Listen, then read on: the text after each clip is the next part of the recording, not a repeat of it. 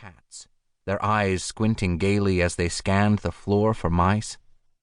2 or 3 girls hired by my mother carried pewter mugs of ale from behind the bar and delivered them with loaves of black bread and small bowls into which they ladled the porridge.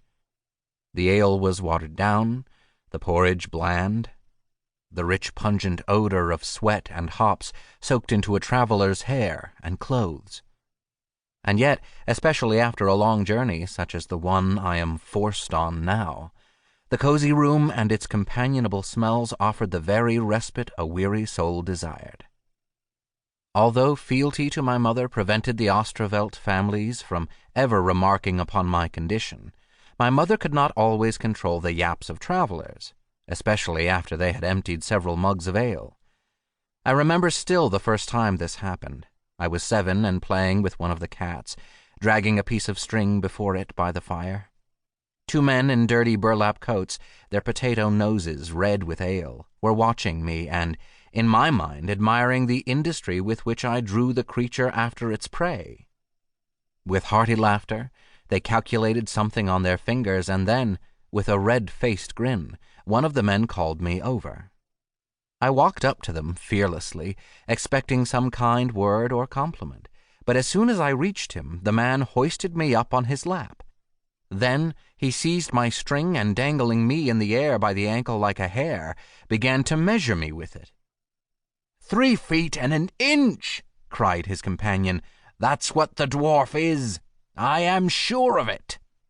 I did not have to struggle and cry out as I would at other times ahead, because in a flash my mother was there, slapping the man who held me with such force that he dropped me, and I tumbled into her apron. The terror I felt ebbed as she enveloped me in her arms. And so I learned the word that would come to supplant my name. But I thought not of myself as a dwarf. I was Jepp to my mother, Jepp to the families of Astraveld, Jepp to the regular travelers who greeted me warmly and brought me gifts. My favorite among these was an alphabet primer, with which I taught myself to read.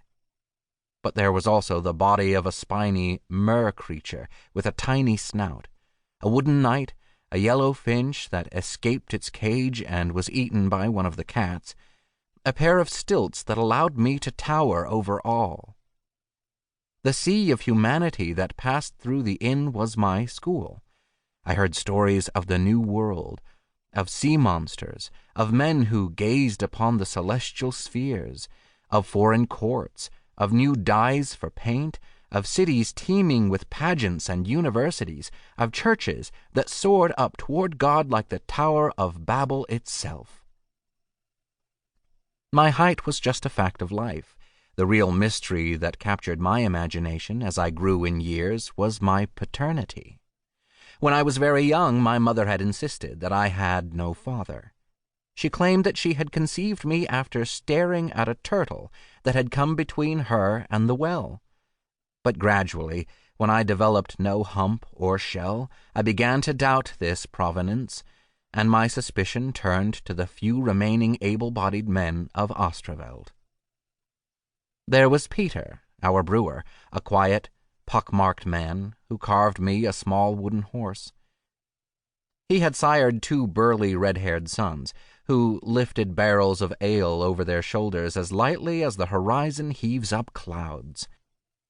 With my dark hair and eyes, I could not imagine these fair atlases to be my brothers. There was Farmer Helmick, whose rough hands were oversized for the rest of his short-limbed frame. His wife, Janscha, was so full of chatter that she gaped in between tales like a fish gasping for air. But Helmick only had eyes, or rather ears, for his wife, beaming at her like a perpetually amused audience. They had no children. Willem, who could read and write figures and helped my mother keep track of what was bought and sold, told me tales from the Bible and about the pagan heroes of Rome. Long and thin as a flute, he lived with us at the inn, and of all of the men, I would have liked him best as father. But when I hinted this to my mother, she averred that he had no interest in matters of the flesh, and laughed so merrily that I knew it to be true.